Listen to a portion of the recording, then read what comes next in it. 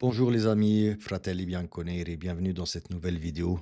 Avant de commencer, je vous invite à vous abonner à ma chaîne, de mettre un like et d'activer la petite cloche, comme ça vous ne manquerez aucune de mes vidéos. Jour d'après match, Parma Juve 1-0. J'ai pas mal de points à partager avec vous. Euh, j'ai regardé un peu les, j'ai regardé un peu les points culminants du match et je me suis fait. Enfin, hier soir, j'étais déçu hein, hier soir, donc j'avais pas envie de crier, de m'énerver face à la caméra. Donc voilà, ça c'était pour hier soir.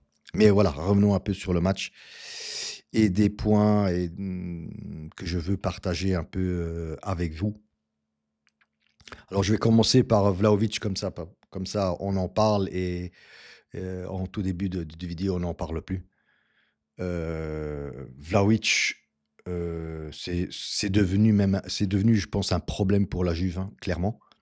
Je ne sais plus si c'est un joueur, enfin c'est quand même quelqu'un qui prend 10 millions par an. C'est un joueur qui n'arrive, pardon, même plus à arrêter un ballon, à défendre un ballon, à tirer, à centrer dans une surface de réparation. Enfin, je ne comprends pas ce qui arrive à ce joueur-là. Euh, alors, je pense qu'il sait qu'il ne sera pas à la Juventus l'année prochaine, qu'il partira sans doute, hein, même plus que sans doute. Je pense qu'à 100%, il partira du club en fin de saison. Mais c'est incroyable le manque de concentration de ce joueur. Alors, oui, hier, j'ai dit encore heureux que Tudor l'a changé à la mi-temps. Mais en fait, c'était pas un choix de sa part, c'est juste que Vlahovic a eu un petit problème musculaire à sa cuisse droite. Donc, il l'a remplacé par Conceição à la mi-temps. Donc, c'était pas une volonté de sa part. Sinon, revenons sur le match. Globalement, sur les deux mi-temps, ça a été désastreux pour moi. Surtout en première mi-temps où on n'arrivait pas, enfin, même tout le match. On n'a pas tiré une seule fois au but, à part la première occasion de Locatelli, si je ne me trompe pas, et la dernière occasion de Conceição, donc début et fin, où on a tiré vers le but. Mais sinon, pour le reste, c'était le néant total. Le néant total de la part de la Juve. Tous les joueurs étaient sous rythme, à part quelques-uns que je sauverai, pardon. C'est Kalulu pour ses propositions vers l'avant et un Kolo Muani qui a essayé de se battre, d'aller chercher le ballon et d'essayer quelque chose, tout simplement, hein, voilà. Mais pas plus, quoi. Pas plus. J'en attends beaucoup plus. J'attends beaucoup plus de la part de Kolo Muani. Maintenant, je comprends pourquoi il n'a pas été retenu dans l'effectif du PSG, hein. Il y avait une raison aussi à ça. D'ailleurs, je pense qu'on a été bénis par les dieux quand Kolo est arrivé chez nous et il a marqué 5 buts en 3 matchs, qui nous ont bien aidés d'ailleurs. Sinon, revenons sur le but de Parme. Alors, il y a 2 erreurs dans ce but-là, hein. Première erreur, c'est de la part de McKennie sur le cross, le centre vers la surface d'éparation de Valeri, si je ne me trompe pas, du Parme, où McKennie ne sort même pas pour défendre ou ne va même pas vers l'adversaire. L'adversaire, il a tout son temps pour faire ce centre.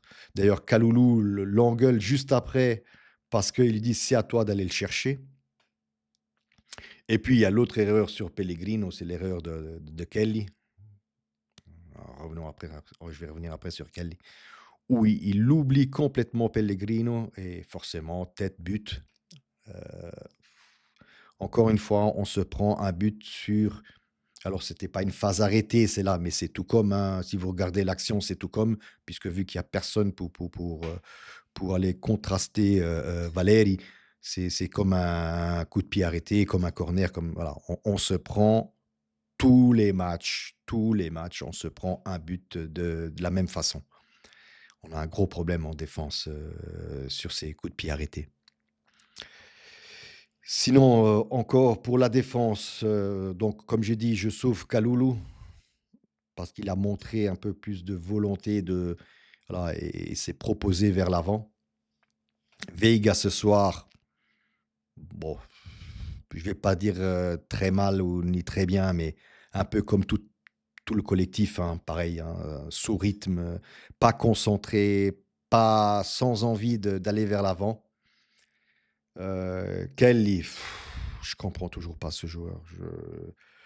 Enfin, moi, faut que Giuntoli, à un moment donné, il m'explique pourquoi avoir vendu Huijsen en Angleterre à 3-4 millions et aller chercher Kelly à 25 millions. Il faut qu'on me l'explique. Je ne comprends pas.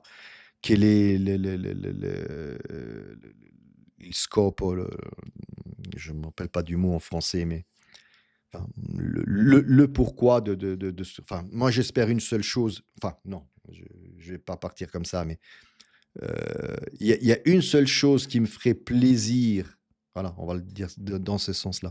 Il y a une seule chose qui me ferait plaisir de ne pas se qualifier pour la Champions League, c'est que Kelly retourne en Angleterre. Parce qu'au fait, il y a une obligation de rachat de Kelly si la Juve est en Champions League, donc c'est-à-dire 25 ou 28 millions.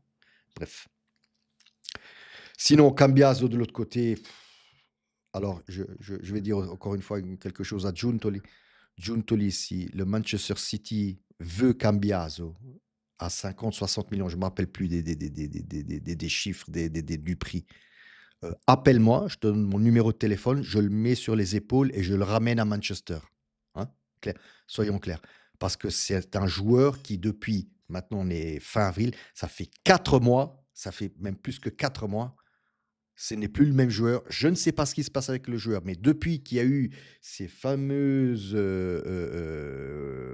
comment je vais dire, titres sur les médias, les réseaux sociaux, Cambiaso au Real, Cambiaso au Manchester City, Cambiaso ici, là, là, il a fini de jouer. Simple, c'est simple. Mentalement, il n'y est pas. Physiquement, il n'y est pas. Hier, vous avez très bien vu, c'est lui qui tirait les corners. Vous avez vu les corners qu'il a tirés? Mais moi, je ne comprends plus ce joueur aussi. Donc, pareil, s'il doit partir, qu'il parte. Parce que j'ai l'impression, j'ai même des fois l'impression qu'il joue contre. Voilà. Il part des fois tout seul alors qu'il devrait donner le ballon. Enfin, voilà, Cambiaso. McKennie, je l'ai dit, c'est une erreur de sa faute. C'est une erreur de sa faute. Je suis tellement aigri et tellement déçu du match d'hier que je ne sais même plus ce que je dis. Oui, McKennie, c'est sa faute, c'est son erreur sur le but de Parma, je viens de le dire tout à l'heure, et il ne m'a pas plu sur le côté droit non plus. Thuram aussi, comme tout le collectif, très sous rythme hier, comme voilà, je lui en veux pas, mais il n'a rien montré, il n'a pas poussé hier. Locatelli, à part le tir à la première minute, il s'est éteint au fur et à mesure du match, hein. On n'a rien vu, on n'a pas vu d'ailleurs, il s'est fait remplacer en deuxième mi-temps. Et de l'autre côté, il y avait qui? Il y avait Thuram, oui, oui, il y avait Cambiaso, ça on l'a dit. Au milieu, là, devant le milieu de terrain, il y avait Nico Gonzalez et Kolo Muani. Donc, encore une fois, Nico Gonzalez, pour moi, s'il est au milieu, là, c'est plus le même joueur. Il doit partir du côté pour se recentrer vers le centre du terrain. Et là, clairement, il ne l'a pas fait hier parce que c'était Kolo qui montait avec McKennie et lui restait au milieu de terrain. Donc, il ne m'a pas plu. Et Vlahovic, on l'a dit en tout début de vidéo avec Kolo. Un autre point, c'est les changements que Tudor il a fait. Alors, je pense que je l'ai dit encore hier soir, je ne comprends pas ces remplacements à la 85e minute. De mettre des forces fraîches à 5 minutes de la fin du match, alors qu'il fallait le gagner. Enfin, franchement, hier, Tudor, il y a aussi pas mal de responsabilités de sa part. Parce que voilà, on s'est pris le but en première mi-temps, en fin de première mi-temps.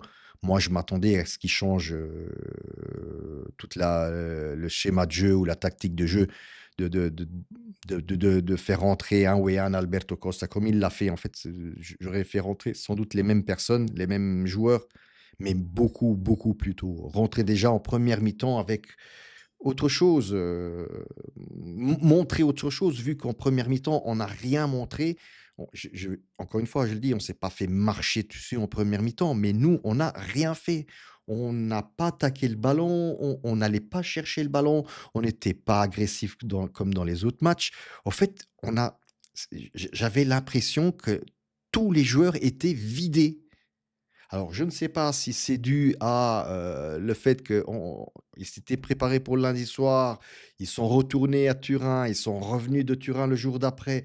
Je ne sais pas si ça joue dans la balance, mais clairement, hier, et Tudor l'a dit aussi en conf de presse après match, mancava la fame. Les joueurs n'avaient pas cette envie d'aller chercher le résultat. Et ça s'est vu sur le terrain. Vous avez très bien vu, que ce soit au niveau des corners, des centres que faisaient les joueurs dans la surface de réparation, c'était tous des centres mous vers leur gardien, vers Suzuki. Je ne me rappelle plus, Suzuki hier, le gardien de Parme, combien de ballons il a pris en l'air, quoi, dans sa surface des 5 mètres de réparation. Il en a pris une douzaine, parce que tous nos centres étaient très, très, très mal tirés, quoi. Donc voilà, donc normal qu'on perde ce match-là. Si encore une fois, je le redis, si Bologne est devant nous, mais c'est tout à fait mérité, parce que au jour d'aujourd'hui, on ne mérite pas cette place, Champions. La Juve ne le mérite pas, au vu de ce qu'elle montre, ses hauts et bas, ses pertes de concentration, perte d'envie, puis ça revient, enfin voilà. Là, on a une chance. Alors, c'est justement, voilà, c'est l'aléa des calendriers où les équipes, le Bologne qui est devant nous à un point et la Lazio qui est derrière nous, mais avec les mêmes points, ben, il se trouve que après le match qui se jouera ce dimanche, oui, ce dimanche à 6 heures, si je ne me trompe pas, Juve Monza, et il faut le gagner ce match-là. Ben, il y a une confrontation directe avec Bologne et Lazio. À Bologne et à Rome, hein. Donc, si on gagne ces 5 matchs-là, ben oui, on sera automatiquement qualifié. Mais comme je l'ai intitulé hier ma vidéo, Adieu Champions, avec des gros points d'interrogation. Ben, je pense qu'il faut aussi prendre en considération cette éventualité-là, qu'on ne se qualifie pas pour la Champions League l'année prochaine. Et là, je pense aussi qu'il y aura des têtes qui vont tomber. Dont la première tête qui va tomber pour moi, c'est après Motta. La deuxième tête qui va tomber, c'est Giuntoli. Voilà. Vous le voyez, je suis un peu aigri et déçu, franchement, du match d'hier. Je m'attendais à beaucoup plus que ça. Mais voilà, je suis déçu, pas parce qu'on a perdu le match, mais je suis déçu de la façon qu'on a perdu ce match-là. Si vous regardez le match, vous pouvez le regarder encore 10 fois, vous trouvez rien de positif dans ce match-là. Rien. J'ai pourtant essayé, hein, de trouver des points positifs, des aspects positifs. Non, j'en trouve pas. Hier, franchement, j'ai eu du mal. J'ai regardé, pas des highlights, mais le match en vitesse rapide, je sais pas comment on dit ça, sur 20-25 minutes, pour voir les différentes actions, que ce soit de Parme et de la Juve. Et je trouve rien de positif à vous partager, quoi. Et c'est ça qui est grave. Et c'est ça, mon état, disons, mon état d'esprit aujourd'hui, quoi. Voilà. Sinon, prochaine vidéo, ça sera sans doute, samedi pour la conférence de presse, de d'Igor Tudor. Je n alors, vendredi ou samedi parce que samedi, il y a les funérailles du pape. Je ne sais même pas, pour revenir à cette histoire-là, je ne sais même pas si les entraîneurs feront leur conf de presse samedi ou s'ils le feront le jour d'avant. Voilà. Ce qui est sûr, c'est on jouera dimanche à 18 h. Ciao a tutti, fino alla fine, forza Juve.